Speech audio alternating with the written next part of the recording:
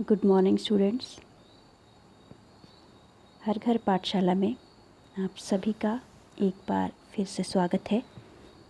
आज हम चर्चा करेंगे 1857 ईस्वी में हुए महान विद्रोह के बारे में। तो बच्चों, 1857 ईस्वी में भारत में अंग्रेज़ों के विरुद्ध एक महान विद्रोह हुआ था, जिसे भारत का पहला स्वतंत्रता संग्राम भी कहा जाता है।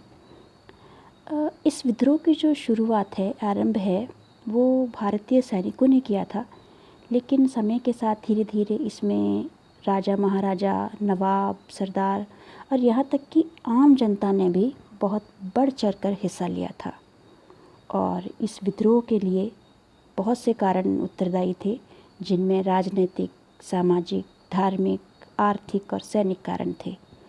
आज हम इनमें से ही राजनीतिक, सामाजिक और धार्मिक कारणों की चर्चा करेंगे। और इस विद्रोह में इन कारणों के साथ साथ अफवाहों ने भी बहुत महत्वपूर्ण योगदान दिया था। इस पर भी हम चर्चा करेंगे। आप ये जानते ही हैं, आप पिछली कक्षाओं में ये पढ़ चुके हैं कि यह 29 मार्च 1857 को बैरकपुर, जो कि कलकत्ता में थी, छावनी से शुरू हुआ था और बहुत जल्द ही पूरे देश में इसकी जो लपटें हैं वो फैल गई। और अगर हम बात करें इस विद्रोह में भाग लेने वाले मुख्य सेनानियों की, तो इनमें जो मुख्य नाम हैं वो हैं रानी लक्ष्मीबाई, बहादुर शाह जफ़र, नाना साहिब, तांत्या तोपे, अवध की बेगम, बेगम हजरत महल, कुंवर सिंह। इन सभी ने अपनी वीरता के जौहर दिखाए। और एक बार तो ऐसा लगा था कि भाई अंग्रेजी जो साम्राज्य है भारत में, वो डगमगाता नज़र आया था। लेकिन अंत में दुर्भाग्यवश अंग्रेज इस विद्रोह को कुचलने में सफल रहे। लेकिन इसके बावजूद जो इसके प्रभाव हैं बहुत बहुत दूर तक पड़े, बड़े दूरगामी प्रभाव पड़े। इसके बारे में भी हम चर्चा करेंगे। तो चलिए आज शुरू करते हैं हम सबसे पहले राजनीतिक कारणों से। तो जैसा आप जानते ही हैं कि 29 मार्च 1857 ईस्वी को अंग्रेज़ों के विरुद्ध कलकत्ता की जो बैरकपुर छावनी थी, वहाँ जो विद्रोह शुरू हुआ और समस्त भारत में फैल गया। हालांकि इस विद्रोह का तात्कालिक कारण जो थे वो चर्बी वाले कारतूस थे। इस पर भी हम विस्तार से चर्चा करेंगे। लेकिन इसके अतिरिक्त और भी कई कारण थे। तो शुरुआत हम राजनीतिक कारणों से कर रहे हैं। इसमें भी सबसे बड़ा योगदान था अंग्रेज़ों की साम्राज्यवादी नीति का। आप जानते हैं कि साम्राज्यवादी नीति क्या है। जो ये विकसित देश थे या कहें कि प्रगतिशील देश थे, अगर कहीं इन्हें इस तरह पहले ये उपनिवेश बनाते थे, और जब इन्हें लगता था कि भाई जहाँ ये व्यापार करने के लिए आए हैं वहाँ राजनीतिक स्थिति डामाडोल है, तो ये उस जगह पर अधिकार कर लिया करते थे। भारत में भी बहुत सी रियासतों के साथ इस प्रकार हुआ। और अगर बात करें कि भारत में ये नीति का प्रारंभ किसने किया, तो नाम आता है इसमें लॉर्ड क्लाइव का। और यह नीति ही एक तरीके से हम कह सकते हैं कि विद्रोह का कारण बनी। और इसके बाद जितने भी गवर्नर जनरल भारत में आए, तो उनमें भी होड़ मच गई कि भाई भारतीय क्षेत्र को किस तरह से अपने ब्रिटिश साम्राज्य में शामिल कर लिया जाए। और लॉर्ड वेलिस्ली ने सहायक संधि, ये इन्होंने 1758 ईस्वी के अंदर तैयार की थी। इस संधि में जो हस्ताक्षर किया करते थे भारतीय शासक, वो एक प्रकार से अपनी स्वतंत्रता खो देते थे।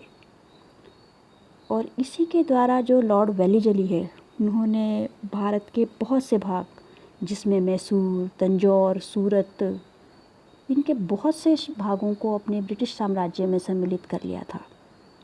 और उनके बाद जो आने वाले गवर्नर थे, उन्होंने भी ये नीति जारी रखी। और लॉर्ड डलहौजी, उन्होंने तो सभी सीमाएं ही पार कर दी। तो चलिए पहले सहायक संधि की बात करते हैं कि ये क्या थी। तो सहायक संधि, जैसा कि आपको अभी बताया गया कि भी लॉर्ड वेलिस्ली द्वारा शुरू की गई थी और 1798 ईस्वी के अंदर ये तैयार की गई थी। और इसमें अंग्रेज़ों द्वारा ये व्यवस्था की गई थी कि भी जो शासक इस पर हस्ताक्षर करेंगे, उन्हें अंग्रेज़ों की कुछ शर्तों को मानना पड़ता था, जिसमें कि सबसे बड़ी थी कि अंग्रेज़ अपने सहयोगी की बाहरी और आंतरिक इन दोनों चुनौतियों से रक्षा करेंगे। दूसरी बात थी सहयोगी पक्ष के जो भूभाग हैं, भूक्षेत्र हैं, वहाँ पर हमेशा एक ब्रिटिश सैनिक टुकड़ी तैनात रहेगी और जो इसके रख रखाव की जो व्यवस्था है, यानी कि जो खर्च है इस टुकड़ी को रखने का, वो सहयोगी पक्ष करेगा, यानी कि भारतीय पक्ष। और सबसे बड़ी यानी कि कह सकते हैं कि शासकों की जो स्वतंत्रता चली गई, वो ये शर्त थी कि भाई सहयोगी पक्ष न तो किसी शासक के साथ अंग्रेज़ों की अनुमति के बिना संधि कर सकता है और ना ही किसी युद्ध में हिस्सा ले सकता है। अब ये शासक शामिल तो हो गए इसमें, लेकिन असल में अपनी स्वतंत्रता जो है उन्होंने खो दी। और उसके बाद लॉर्ड डलहौजी ने एक लैप्स का सिद्धांत बनाया, इसके बारे में भी चर्चा करेंगे। और उसके द्वारा इन्होंने बहुत सी रियासतों को अपने साम्राज्य में शामिल कर लिया। इसके अलावा ये जो शासन था, साम्राज्यवादी नीति थी अंग्रेज़ों की, इस वजह से जो भारतीय लोग थे वो अंग्रेज़ी शासन के विरुद्ध होते चले गए और बदला लेने की सोचने लगे। इसके बाद अगली जो बात थी वो थी मुग़ल बादशाह बहादुर शाह जफ़र का अपमान। इस टाइम दिल्ली के तट पर बहादुर शाह जफ़र का शासन था और आप जानते भी हैं कि ये मुग़ल वंश के अंतिम सम्राट थे। इसके बाद मुग़ल वंश का पतन भी हो गया, आपने पढ़ा है। तो ये जो बहादुर शाह जफ़र थे, तो ये 1837 ईस्वी में बादशाह बने, गद्दी पर बैठे। और उससे पहले क्या था कि जो ईस्ट इंडिया कंपनी थी वो मुग़ल बादशाहों के प्रति बहुत सम्मान व्यक्त किया करते थे और जब भी कोई बादशाह गद्दी नशीन होता था, गद्दी पर बैठता था, तो उसे बहुमूल्य नजराने दिया करते थे। लेकिन जैसे जैसे भारत में ब्रिटिश साम्राज्य की जड़ें मजबूत होती चली गई, तो अंग्रेज़ों का भी जो दृष्टिकोण है मुग़ल बादशाहों के प्रति वो बदलता हो गया। और जब ये 1837 ईस्वी में बहादुर शाह बादशाह बने, तो अंग्रेज़ों ने किसी भी प्रकार का सम्मान उनके प्रति व्यक्त नहीं किया, ना ही कोई नजराना भेंट किया, यहाँ तक कि सिक्कों पर से भी उनका नाम हटा दिया। लॉर्ड डलहौजी उस टाइम गवर्नर थे, उन्होंने घोषणा करवाई कि भाई बहादुर शाह जफ़र की मृत्यु के बाद उनकी सारी संपत्ति पर अंग्रेज़ कब्जा कर लेंगे और जो उनके उत्तराधिकारी होंगे उनको लाल किला छोड़ना होगा। और इस बात को जो बहादुर शाह जफ़र थे उन्होंने अपना बड़ा घोर अपमान समझा और इस नीति का जनता में भी बड़ा आक्रोश फैला और वो अंग्रेज़ी शासन का अंत करने का संकल्प लेने लगे, उस बारे में सोचने लगे। अब चलते हैं महाराष्ट्र की तरफ, जहाँ मराठाओं का शासन था। तो नाना साहिब जो थे वो पेशवा बाजीराव द्वितीय के पुत्र थे, बल्कि दत्तक पुत्र थे, गोद लिए हुए पुत्र थे। और ये एक बड़ा कारण बना। हुआ क्या कि भी 1818 ईस्वी में पूना की संधि हुई पेशवा बाजीराव द्वितीय और अंग्रेज़ों के बीच में। और वहाँ ब्रिटिश सरकार ने जो इनके उत्तराधिकारी थे बाजीराव द्वितीय के, उनको 8 लाख रुपए वार्षिक पेंशन देने का फैसला किया। लेकिन 1851 में जैसे ही पेशवा की मृत्यु हुई तो नाना साहिब पेशवा बने और अंग्रेज़ों ने नाना साहिब को उनका उत्तराधिकारी मानने से इनकार कर दिया और जो उनको वार्षिक पेंशन दी जाती थी वो भी बंद कर दी।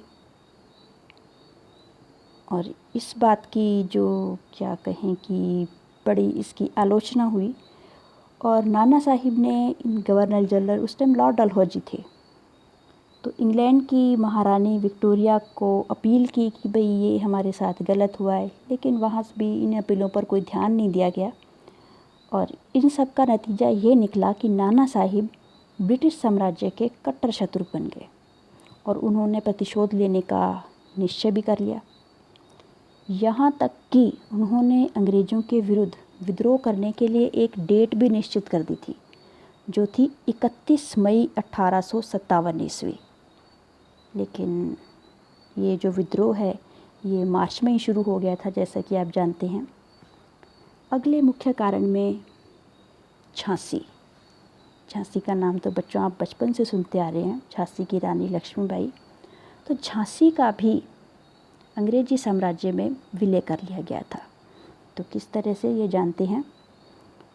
जो झांसी की रानी लक्ष्मीबाई थी और बड़ी वीर थी, बहादुर थी और शस्त्र चलाने में भी ये निपुण थी।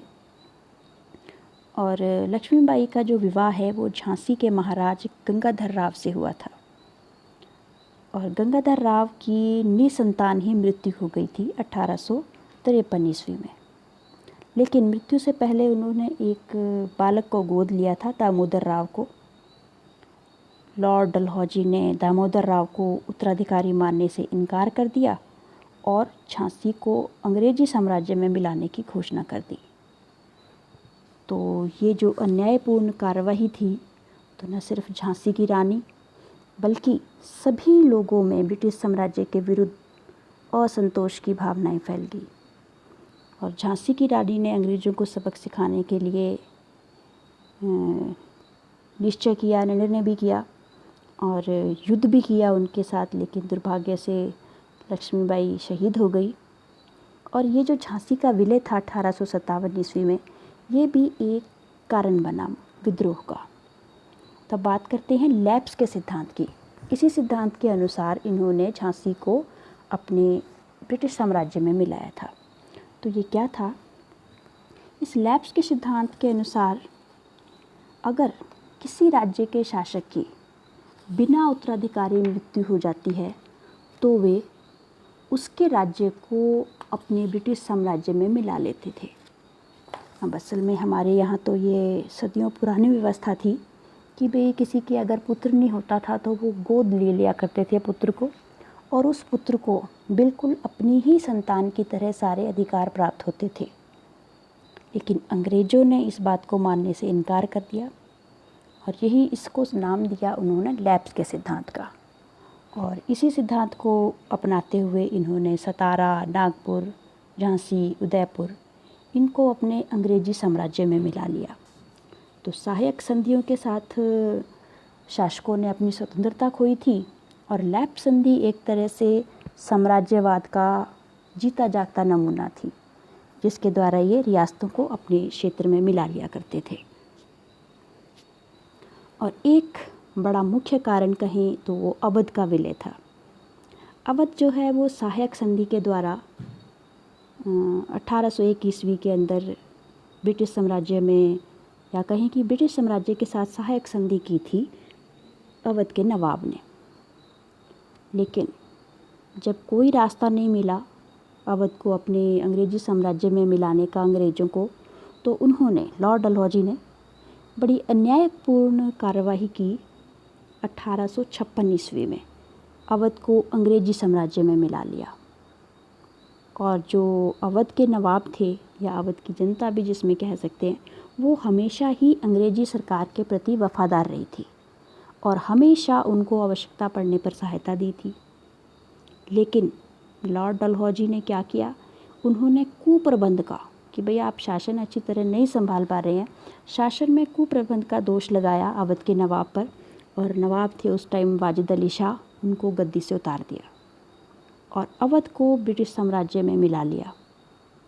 और ऐसा करते समय जो नवाब के दरबार में सुरक्षा के लिए ब्रिटिश सेना रखी गई थी, उस सेना ने ही दरबार में लूटपाट की। नवाब, उनके मंत्री, इन सबको बंदी बना लिया गया। यहाँ तक कि जो उनकी बेगमें थी उनको अपमानित किया गया। और इस कार्रवाई से जो अवध के लोग थे वो बहुत ज़्यादा भड़क उठे। और जो अंग्रेज़ी सेना थी उसमें भी बहुत से सैनिक जो हैं उनका संबंध अवध से था।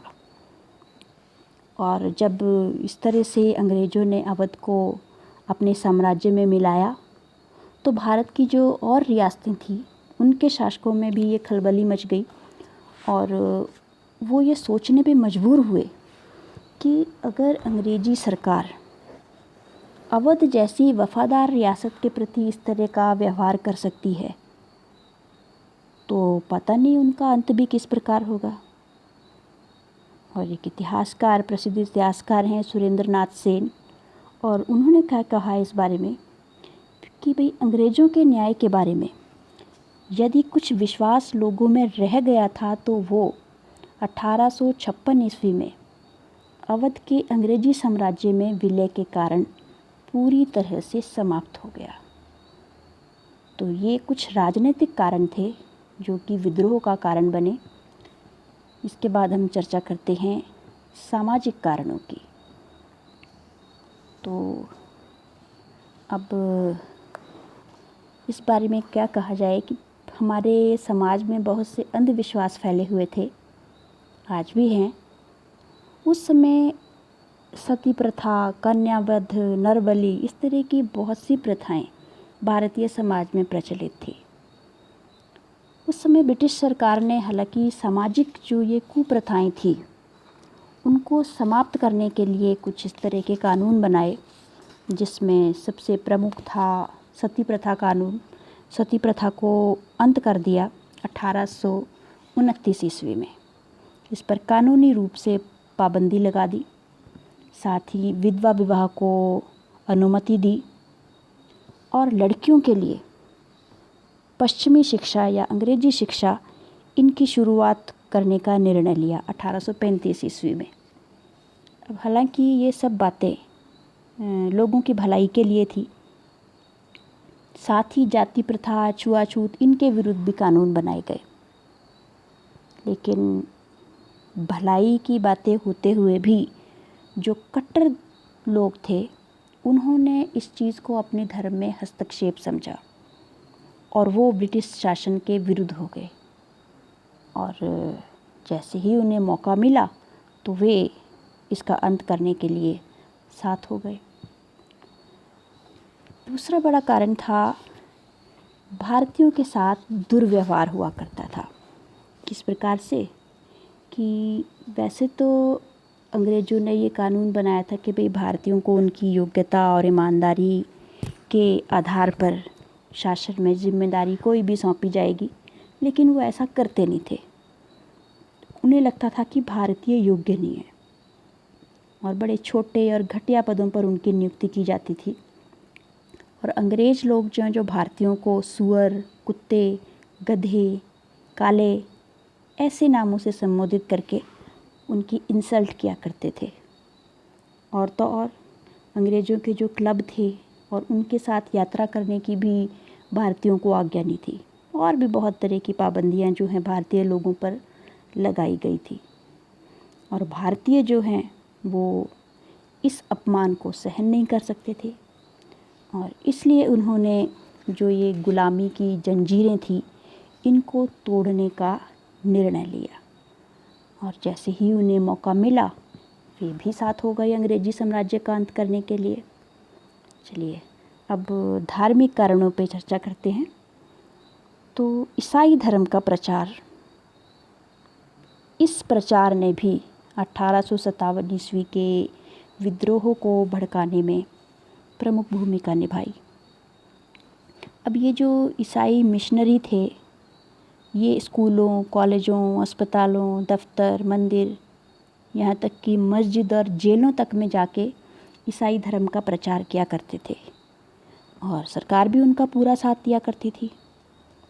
और कई बार तो वो अपने धर्म प्रचार करने के चक्कर में हिंदू और इस्लाम इन दोनों पर ही तीखा प्रहार करते थे और इन दोनों धर्मों की जो परंपराएं हैं, मान्यताएं हैं, उनकी हंसी उड़ाते थे, उनकी निंदा करते थे।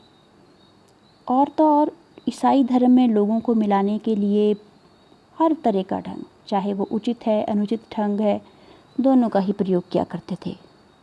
और कई स्थानों पर तो धर्म परिवर्तन के लिए पुलिस तक का सहारा लिया जाने लगा। और जो सेना में ईसाई धर्म के प्रचार के लिए ईसाई पादरी रखे जाने लगे। जो सैनिक छावनियाँ थी जहाँ भारतीय सैनिक थे वहाँ मुफ्त साहित्य बांटा जाने लगा कि भाई लोग ज़्यादा से ज़्यादा ईसाई धर्म अपनाएं। और प्रलोभन दिया करते थे, अगर ईसाई धर्म अपनाते हैं तो भाई आपको ये सुविधाएं दी जाएंगी। और इसी चक्कर में 1850 ईस्वी में लॉर्ड डलहौजी ने धार्मिक अयोग्यता अधिनियम पारित किया। इस अधिनियम में क्या था कि अगर कोई व्यक्ति धर्म बदलकर ईसाई बन जाएगा तो उसको उसकी पैतृक जो संपत्ति है उससे वंचित नहीं किया जा सकता। भारत में ये पहले से प्रथा चली आ रही थी कि भी अगर किसी ने धर्म परिवर्तन किया है तो उसे जो पैतृक संपत्ति होती थी, माता पिता की संपत्ति, उससे वंचित कर दिया जाता था। लेकिन डलहौजी ने ये कानून बना दिया और इन सब प्रयत्नों के चलते ईसाई मिशनरियाँ और ये सरकार के जो प्रयत्न हैं, बहुत से लोग जो हैं वो ईसाई धर्म में सम्मिलित भी हो गए। और जब ऐसा होने लगा तो हिंदू और मुसलमान दोनों को ही जो अपना धर्म है वो खतरे में लगा और उन सब ने अपनी सुरक्षा के लिए अंग्रेज़ों के विरुद्ध हथियार उठा लिए। और इसका जो हमें क्या कहें कि विस्तृत स्वरूप या विस्तृत विरोध जो देखने को मिला वो 1857 के विद्रोह में मिला। तो आज हम इस विषय पर इतनी चर्चा करते हैं। अगले खंड में हम चर्चा करेंगे आर्थिक और सैनिक कारणों की, जो कि 1857 ईस्वी के विद्रोह का कारण बने। Have a good day.